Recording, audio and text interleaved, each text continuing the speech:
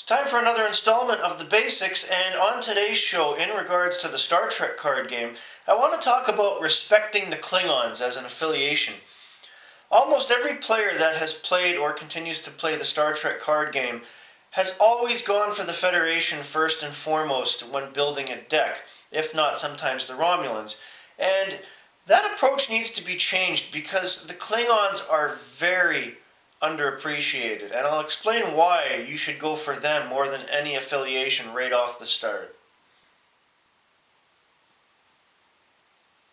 Now, right off the bat, when I started playing the Star Trek card game in 1994, I did what everybody else did. I went straight for the Federation and made a Federation deck, and then I made a Romulan deck when I started getting more and more cards.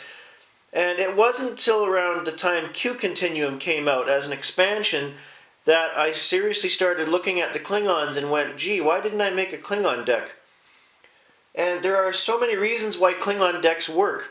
Number one is the different types of personnel available with the Klingons, and they have a lot of good attributes right off the start. Even cards like Lursa and B'Etor that have 4 and 5 attributes right off the bat, and command ability.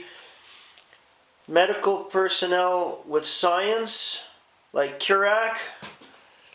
Medical personnel with science like Katrick and other attributes. Alternate universe cards like Kimtar that have great attributes, and he's a VIP. A Klingon officer that has a command ability as well as computer skill, intelligence, stellar cartography, geology. When Quark, son of Keldar, came out, a lot of great attributes there. Like, you want that in a Klingon deck. And of course, Targ. All non-Targ Klingons, strength +1 where present. That's huge in a game. It's huge. And then you have the ships.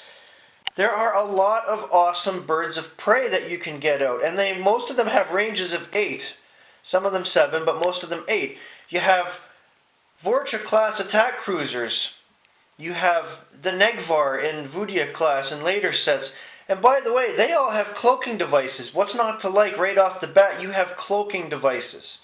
The Federation didn't get that until the Defiant card came out. And even then, even if you use the phasing cloak card, it can be nullified. But right off the bat with Klingons, you can cloak.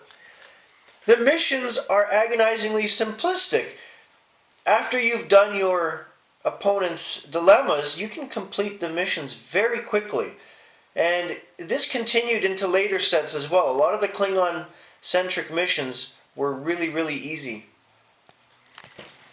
Then you have cards that play well with the Klingons, and I'm only going to show you a couple right now because I don't have time on the show to show you every damn card. But cards like the Mask of Korgano plays on one of your personnel. While in play, changes it from normal to alternate universe icon personnel or vice versa. And when you get into the later sets, there are a lot of Klingon personnel, either from the Mirror Universe or from the TOS and the motion picture series of cards that have a lot of the alternate universe icon. And they are great personnel cards and great ships that you can turn into normal icon cards.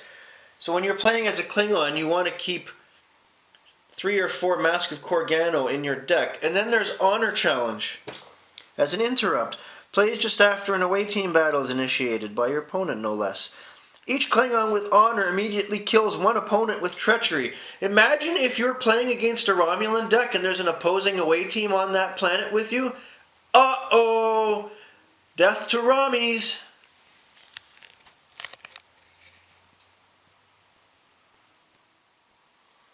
On top of all that, you have awesome Klingon equipment and weapons, like batleths, mechleths, different types of disruptors.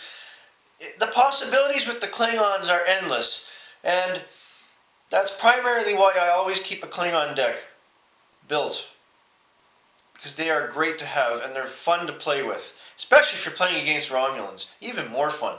That's all for today. Have a great day, everybody.